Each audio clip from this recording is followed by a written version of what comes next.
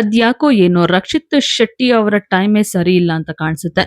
Richard Antony script writing ನಲ್ಲೇ ಕಳೆದು ಹೋಗಿರುವಂತಹ ರಕ್ಷಿತ್ ಶೆಟ್ಟಿಗೆ ಇದೀಗ ದೆಹಲಿ ಹೈಕೋರ್ಟ್ ಬಿಗ್ ಶಾಕ್ ಅನ್ನು ಕೂಡ ಕೊಟ್ಟಿದೆ. ಎಸ್, ಕಾಪಿರೈಟ್ ವಿಚಾರಕ್ಕೆ ಸಂಬಂಧಿಸಿದಂತೆ ರಕ್ಷಿತ್ ಶೆಟ್ಟಿ ಒಡೆತನದ ಪರಂವಾ ಸ್ಟುಡಿಯೋಸ್ ಸಂಸ್ಥೆ ಪದೇ ಪದೇ ಸಂಕಷ್ಟನ ಎದುರಿಸ್ತಾ ಇದೆ.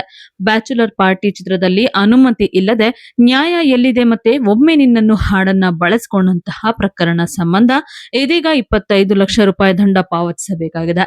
ದೆಹಲಿ ಹೈಕೋರ್ಟ್ ದಂಡ ವಿಧಿಸಿ ಅಂತ ಆದೇಶ ಕೂಡ ಕೊಟ್ಟಿದೆ. ಎಸ್, 2 ವರ್ಷಗಳ ಹಿಂದೆ ಬ್ಯಾಚುಲರ್ ಪಾರ್ಟಿ ಸಿನಿಮಾ ಬಿಡುಗಡೆ ಆಗಿತ್ತು. ಅಭಿಜಿತ್ ಮಹೇಶ್ ನಿರ್ದೇಶನದ ಈ ಚಿತ್ರಕ್ಕೆ ಅರ್ಜುನ್ ರಾಮ್ ಅವರ ಸಂಗೀತ ಸಂಯೋಜನೆ ಕೂಡ ಇತ್ತು. ಈ 2 ಹಾಡುಗಳ ಕಾಪಿರೈಟ್ ಅನ್ನ ಎಂಆರ್ಟಿ ಮ್ಯೂಸಿಕ್ ಸಂಸ್ಥೆ ಬಳಿ ಇದೆ. ಚಿತ್ರದಲ್ಲಿ ಈ ಹಾಡುಗಳ ಬಳಕೆ ಮತ್ತೆ ಎಂಆರ್ಟಿ ಮ್ಯೂಸಿಕ್ ಪಾಲುದಾರರಾಗಿದ್ದಂತಹ ನವೀನ್ ಕುಮಾರ್ ಅನ್ನುವರ ಜೊತೆ ಮಾತುಕತೆ ಕೂಡ ನಡೆಸಿದ್ರಂತೆ. ಮಾತುಕತೆ ಯಾಕೋ ಸರಿ ಹೊಂದಿರ್ಲಿಲ್ಲ. ಆದ್ರೂ ಕೂಡ ಚಿತ್ರದಲ್ಲಿ ಹಾಡುಗಳನ್ನ ಬಳಸ್ಕೊಂಡ್ಬಿಟ್ಟಿದ್ರು ರಕ್ಷಿತ್ ಶೆಟ್ಟಿ ಅವರು. ಈ ಸಿನಿಮಾ ಅಮೆಜಾನ್ ಪ್ರೈಮ್ ನಲ್ಲಿ ಬಿಡುಗಡೆ ಆದ ಬಳಿಕ ಅಂದ್ರೆ ಸ್ಟ್ರೀಮಿಂಗ್ ಆದ ಬಳಿಕಾನೇ ಈ ವಿಚಾರ ನವೀನ್ ಕುಮಾರ್ ಅವ್ರ ಗಮನಕ್ಕೆ ಕೂಡ ಬಂದಿತ್ತು. ರೈಟ್ಸ್ ನ ಖರೀದಿಸದೆ ನ್ಯಾಯ ಎಲ್ಲಿದೆ ಚಿತ್ರದ ಟೈಟಲ್ ಸಾಂಗ್ ಮತ್ತೆ ಗಾಳಿ ಮಾತು ಚಿತ್ರದ ಒಮ್ಮೆ ನಿನ್ನನ್ನು ಕಣ್ತುಂಬ ನೋಡುವ ಆಸೆಯಲ್ಲಿರುವೆ ಅನ್ನುವಂತಹ ಹಾಡನ್ನ ಬಳಸ್ಕೊಂಡ್ಬಿಟ್ಟಿದ್ರು. ಹಾಗಾಗಿ ನವೀನ್ ಯಶವಂತಪುರ ಪೊಲೀಸ್ ಠಾಣೆ ಮೆಟ್ಟಿಲರ್ನ ಏರಿದ್ರು.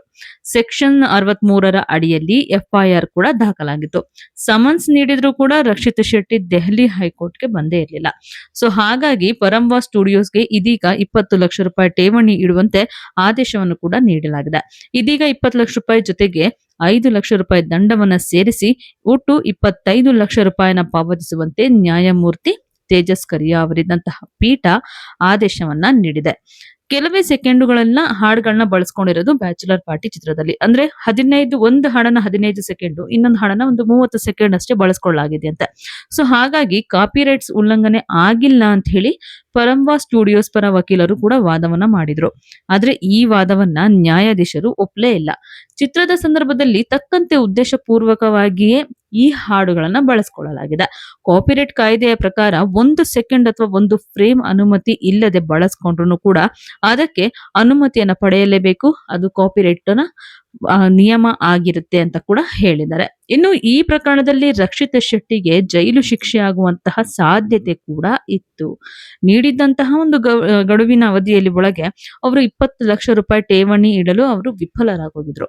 ಆದ್ರೆ ರಕ್ಷಿತ್ ಶೆಟ್ಟಿ ಹಾಗೂ ಪರಂವಾ ಸಂಸ್ಥೆ ಕ್ಷಮಾಪಣಾ ಒಂದು ಅಫಿಡವಿಟ್ ನ ಕೂಡ ಸಲ್ಲಿಸಿದ್ರು.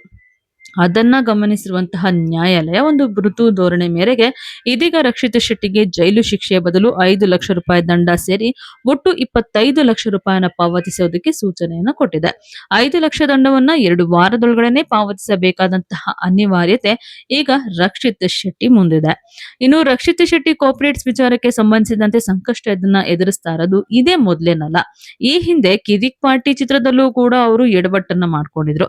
ಶಾಂತಿ ಕ್ರಾಂತಿ ಚಿತ್ರದ ಹಾಡಿನ ಟ್ಯೂನ್ ನ ಬಳಸಿದ್ದಕ್ಕಾಗಿ ಲಹರಿ ಸಂಸ್ಥೆ ರಕ್ಷಿತ್ ಶೆಟ್ಟಿ, ರಿಷಬ್ ಶೆಟ್ಟಿ ಮತ್ತೆ ಅಂಜನೀಶ್ ಲೋಕನಾಥ್ ವಿರುದ್ಧ ಕಾನೂನು ಹೋರಾಟವನ್ನ ನಡೆಸಿತ್ತು. ತಂಡದ ವಿರುದ್ಧ ಜಾಮೀನು ರಹಿತ ಬಂಧನ ವಾರೆಂಟ್ ಜಾರಿಯಾಗುವಂತಹ ಮಟ್ಟಕ್ಕೆ ಕೂಡ ಹೋಗಿತ್ತು. ಕೊನೆಗೆ ರಾಜಿ ಸಂಧಾನದ ಮೂಲಕ ವಿವಾದವನ್ನ ಎಲ್ಲರೂ ಕೂಡ ಬಗೆಹರಿಸಿಕೊಂಡಿದ್ರು. ಸೊ ಈಗ ಬ್ಯಾಚುಲರ್ ಪಾರ್ಟಿ ಚಿತ್ರದಿಂದ ಸಂಕಷ್ಟ ಒಂದು ಎದುರಾಗಿದ್ದು ನಟ ನಿರ್ಮಾಪಕ ರಕ್ಷಿತ್ ಶೆಟ್ಟಿ ದಂಡವನ್ನ ಕಟ್ಟಲೇಬೇಕಾಗಿದೆ. ಈ ವಿಡಿಯೋ ನಿಮ್ಗೆ ಇಷ್ಟ ಆಗಿದ್ರೆ ಲೈಕ್ ಮಾಡಿ, ಶೇರ್ ಮಾಡಿ, ಹಾಗೆ ನಿಮ್ಮ ಅನಿಸಿಕೆಗಳನ್ನ ನಮ್ಮ ಕಮೆಂಟ್ ಬಾಕ್ಸ್ ಅಲ್ಲಿ ಹಾಕಿ. ನೀವಿನ್ನು ನಮ್ಮ ದಿ ಸ್ಪೆಷಲ್ ಕನ್ನಡ ಚಾನೆಲ್ ನ ಸಬ್ಸ್ಕ್ರೈಬ್ ಮಾಡ್ಕೊಂಡಿಲ್ಲ ಅಂತಂದ್ರೆ ಈಗಲೇ ಸಬ್ಸ್ಕ್ರೈಬ್ ಮಾಡ್ಕೊಳ್ಳಿ. ಹೆಚ್ಚಿನ ವಿಡಿಯೋ ಅಪ್ಡೇಟ್ಸ್ಗಾಗಿ ಬೆಲ್ ಐಕಾನ್ ನ ಪ್ರೆಸ್ ಮಾಡ್ಕೊಳ್ಳಿ.